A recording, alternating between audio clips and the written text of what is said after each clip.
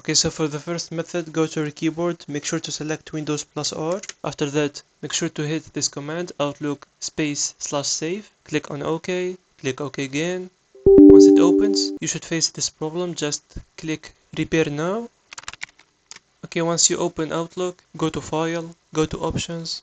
After that, go to Add-ins. Now go to Add-ins Options. Now if you have any extra checked, make sure to uncheck it, save and select OK. For me, I don't have anyone selected. For the second method, go to the search bar, search for Control Panel. After that, go to Programs, go to Programs and Features. Hit any application you want and then type M in the keyboard.